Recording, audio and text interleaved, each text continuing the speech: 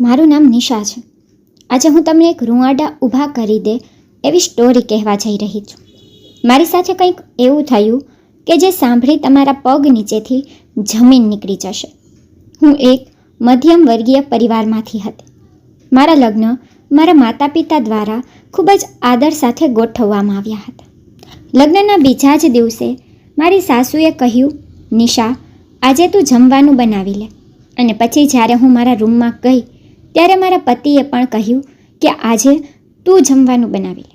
બંને પાસેથી એક જ વાત સાંભળીને હું ગુસ્સે થઈ ગઈ હતી. મારા સાસરિયાના ઘરમાં મારા સાસુ સસરા સિવાય મારી જેઠાણી અને મારા પતિ રહેતા હતા.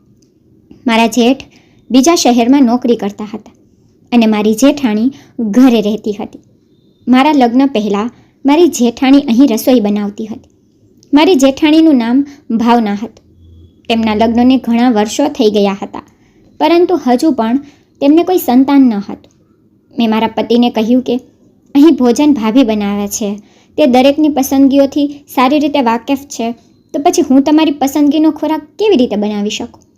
મેં આ વાત મારા પતિને ખૂબ જ આશ્વાસન અને પ્રેમથી કહી હતી, પરંતુ મારા પતિએ આ સાંભળ્યું નહીં. મારા પતિનું નામ રજત હતું. રજતે મેં જે કહ્યું તેનો તેને જવાબ ન આપ્યો. આના પર મેં કહ્યું, ઓછામાં ઓછું મેં જે કહ્યું તેનો જવાબ તો આપો. આના પર તે ગુસ્સામાં બોલ્યા કે જ્યારે મેં તને કહ્યું કે તું આજે ભોજન બનાવીશ તો તું વારંવાર એક જ વાત કેમ બોલે છે? ચૂપચાપ અહીંથી ચાલી જા. તારી સાથે લગ્ન કરીને હું પહેલેથી જ અફસોસ કરું છું. રજત મારી સાથે ખૂબ ગુસ્સામાં વાત કરી હતી. તેથી કંઈ પણ કહ્યા વિના હું રૂમમાંથી ચાલી ગઈ અને રસોડામાં કામ કરવા લાગી. સાથે સાથે મારી આંખમાંથી પણ આંસુ નીકળી રહ્યા હતા. મને લગ્ન કરવાની કેટલી ઈચ્છા હતી. આટલું કર્યા પછી મારું નસીબ આવું જ નીકળશે મને ખબર ન હતી. મારા જેવી ભણેલ ગણેલ છોકરીના લગ્ન આવા પરિવાર સાથે કરી મારા માતા પિતાએ મારી સાથે મોટો અન્યાય કર્યો હતો. મારા પતિ બહુ ભણેલા ન હતા, છતાં પણ મારા માતા પિતાએ મારા જેવી શિક્ષિત વ્યક્તિને આવા અભણ માણસને સોંપી દીધી. હજુ સુધી મેં મારા સાસરિયાના ઘરે ભોજન બનાવ્યું ન હતું. મારા લગ્નને માત્ર 4 દિવસ જ થયા હતા. અત્યારે હું નવી વહુ હતી. રસોઈ બનાવીને બહાર આવતા જ મેં મારી જેઠાણીને શોધવાનું શરૂ કર્યું, પણ હું તેને આખા ઘરમાં ક્યાંય જોઈ શકતી ન હતી. મને મારી જેઠાણી પર બહુ ગુસ્સો આવતો. તે મારી સાસુની જેમ મને નિયંત્રિત કરતી હતી. ખબર નહીં કેમ તે તેના પતિ સાથે ન રહેતી. મારે આખી જિંદગી મારા ઘરમાં સ્ત્રીને સહન કરવાની હતી. તેના પતિ બીજા શહેરમાં રહેતા, પણ ખબર નહીં કે તે અહીં કેમ રહેતી હતી. હું મારી જેઠાણી વિશે જ વિચારી રહી હતી કે બહારનો દરવાજો ખુલ્યો અને મારી જેઠાણી હાથમાં શોપિંગ બેગ લઈને હસતા હસતા ઘરમાં પ્રવેશી.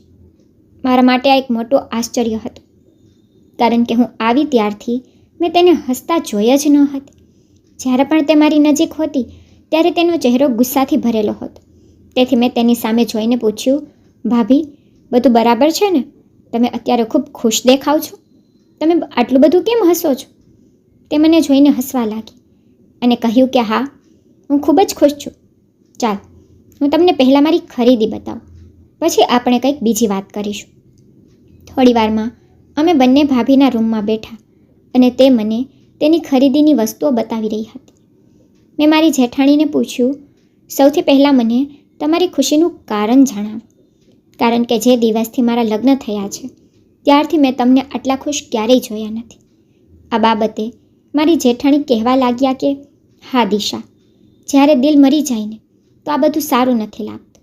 આ બધું મારા દેવરના મહેનતનું પરિણામ છે. 2-3 દિવસ પછી હું મારા પતિ પાસે જાઉં છું. મારા પતિએ મને એકલી છોડી દીધી હતી. હવે તેને પોતે જ મને તેની પાસે બોલાવી છે. ગઈકાલે તેને મને ફોન કરીને કહ્યું કે તારા વગર હું જીવી શકું તેમ નથી. હવે મને તારી બહુ જરૂર છે. અને પછી રજતે પણ મને કહ્યું છે કે ભાભી, તમારે ભાઈ વગર ન રહેવું જોઈએ. તમારે તેમની પાસે જવું જોઈએ. પછી મેં મારી જેઠાણીને પૂછ્યું કે તમને હજુ સુધી બાળકો કેમ નથી થયા? કારણ કે તેના પતિ અને તેની વચ્ચે બાળકોને લઈને ઝઘડા થતા હતા. લગ્નના 10 વર્ષ પછી પણ તેને કોઈ સંતાન ન હતું. તેથી તેનો પતિ તેને અહીં એકલી મૂકીને નોકરી માટે બીજા શહેરમાં ચાલ્યા ગયા હતા. મને લાગતું હતું કે જેઠાણી પતિ વિના આખી જિંદગી અહીં વિતાવી દેશે.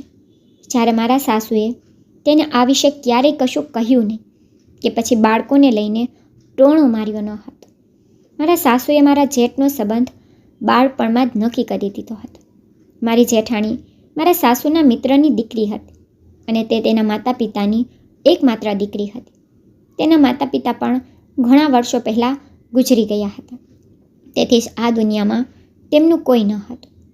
મને ખબર નથી કે હું મારી જેઠાણી પર કેમ બહુ ચીડાઈ જતી હતી, પણ હવે તેમની આ વાત સાંભળીને મને રાહત થઈ, કારણ કે હવે તે તેના પતિ પાસે જવાની હતી અને હવે માત્ર હું જ આ ઘર પર શાસન કરવા જઈ રહી હતી. હું ખુશ થઈ ગઈ અને મારી જેઠાણીને અભિનંદન આપ્યા અને હું તેના રૂમમાંથી બહાર જતી હતી કે તરત જ મારી જેઠાણીએ મને રોકી અને ખૂબ જ સુંદર લાલ રંગની સાડી ભેટમાં આપવા લાગી. મેં તેને ઘણી ના પાડી, પરંતુ તે જીદ કરી રહી હતી, તેથી મેં તે લઈ લીધી. પણ સાચું કહું તો મને એ સાડી ખૂબ જ પસંદ આવી હતી, કારણ કે એ લાલ રંગની સાડી ખૂબ જ સુંદર હતી.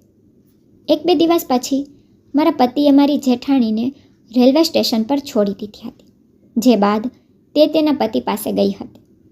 તેના ગયા પછી ઘરમાં માત્ર હું અને મારા પતિ અને મારા સાસુ સસરા રહી ગયા હતા. મેં રાતે મારી જેઠાણીએ આપેલી સાડી પહેરી હતી. આ જોઈ મારા પતિ હેરાન થઈ ગયા અને તેને મને પૂછ્યું કે તું આ સાડી ક્યાંથી લાવી? મેં હસતા હસતા કહ્યું કે આ સાડી મને ભાભીએ આપી હતી. પણ આનાથી ખુશ થવાને બદલે તે વિચિત્ર મૂડમાં આવી ગયા અને તેણે કહ્યું, ભાભીએ આપેલા કપડાં પહેરવાની કે તેમણે આપેલી વસ્તુ લેવાની તારે કોઈ જરૂર નથી.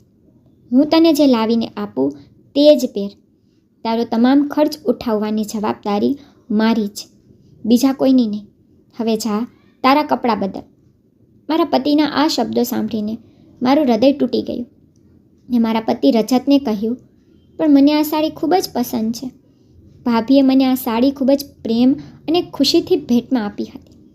મેં આવું કહ્યું ત્યારે તો રજત ગુસ્સે થઈ ગયા, પણ પોતાના ગુસ્સા પર કાબૂ રાખતા તેને મને પ્રેમથી પોતાની પાસે બેસાડી અને કહ્યું કે હું જે પણ વાત ના કહું તે એક વખતમાં માની લે.